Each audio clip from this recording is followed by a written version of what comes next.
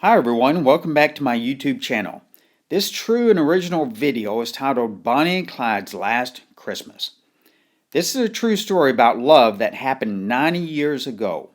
In December 1933, Bonnie Parker and Clyde Barrow spent their last Christmas together before they were ambushed in May 1934. What do we know about how they spent their last Christmas together? Where were they? Was it joyous for them? Let's discuss what we know about their last Christmas together.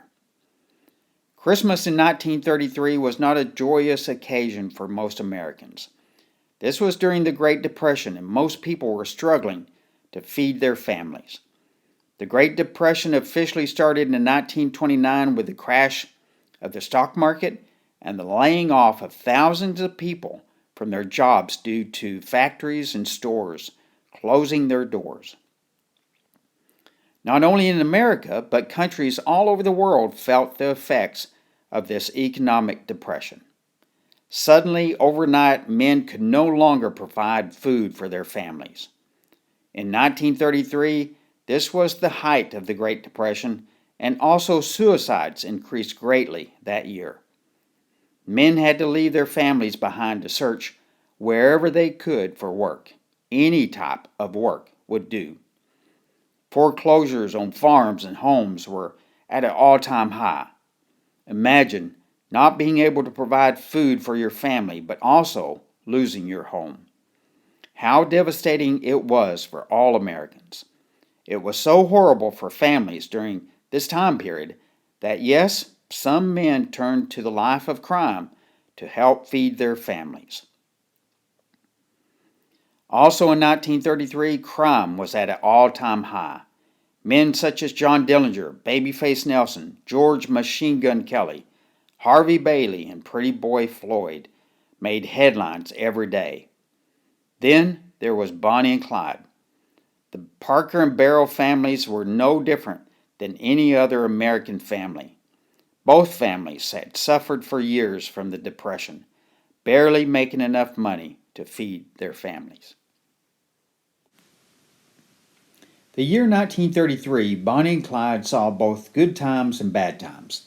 Of course, Bonnie and Clyde had just met a couple of years earlier in 1930 and had only been on their crime sprees since early 1932.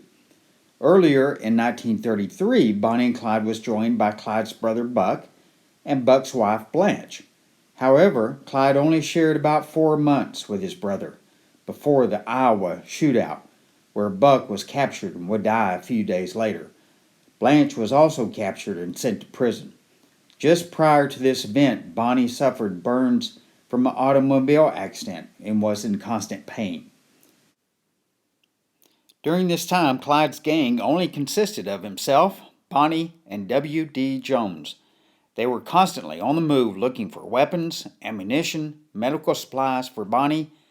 Clyde knew that he had to keep moving due to the number of gun battles in the past recent weeks. About late August, W.D. Jones decided to leave Bonnie and Clyde, so he made his way to Houston, Texas, where he was arrested by Dallas officers in November 1932 and brought back to the Dallas jail. Bonnie and Clyde were now alone, and Clyde had a heavy load on his shoulders.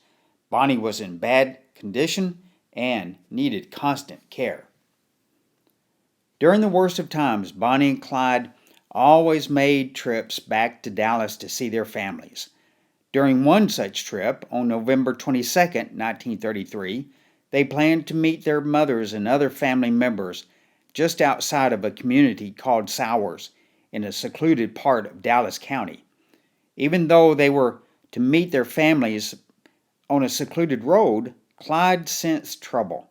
As he approached the meeting place, he knew trouble was waiting. As he sped off, gunfire erupted toward their vehicle. Bonnie and Clyde were able to get away, but suffered additional injuries from the flying bullets. Clyde found out that the sheriff of Dallas County set this trap. What really made Clyde mad was the risk that the sheriff took with their family members being so close to the speeding bullets. Clyde was furious. He wanted revenge. For the next few weeks, Clyde tracked the movements of the sheriff wanting to kill him. Clyde even waited outside of the county courthouse for the sheriff to come out. But Clyde eventually decided not to kill the sheriff. He had Bonnie to take care of first, and he knew that it was risky to be in Dallas since the sheriff knew of the family visits. According to her mother, the last time that Bonnie and Clyde met with their families before Christmas was on December 20th. Then Bonnie and Clyde stayed away from their families until December 29th, a few days after Christmas. Bonnie and Clyde did not see their families on their last Christmas together. During their family meeting on the 29th, Bonnie told her mother that they spent Christmas Day in a small Texas town, having a nice dinner.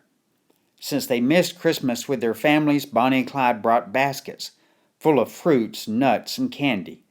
And of course, their family did not ask where the baskets came from. Exactly where was Bonnie and Clyde on Christmas Eve 1933? No one will ever know. We can only guess that they were far from Dallas, and as Bonnie stated, in a small Texas town. Bonnie and Clyde did not want to endanger their families on Christmas, so they hid out in some lonely, secluded spot, the location lost to history. Bonnie and Clyde spent their last Christmas together, alone and frightened. Perhaps they spent Christmas Eve camped out in the woods like they had so many times before. Maybe they decorated a small tree where they camped, singing Christmas carols while watching the glow from the campfire. They knew it was best this way, and perhaps they wanted it this way. North Texas police departments were handling call after call and sightings of Bonnie and Clyde. They knew that the end would be soon. Bonnie and Clyde were together on their last Christmas of their lives, and they were hidden from all danger. How is this story about love? Well, over 2,000 years ago, a baby was born in a secluded manger. The baby's parents were hiding from danger just like Bonnie and Clyde was on their last Christmas. Perhaps Bonnie and Clyde did not know Jesus as well as they should have, but Jesus knew them. In May 1934, Jesus loved them so much that he washed away their sins. Their souls reached heaven as clean as a Christmas Eve snowfall. Merry Christmas, everyone, and may God bless us all.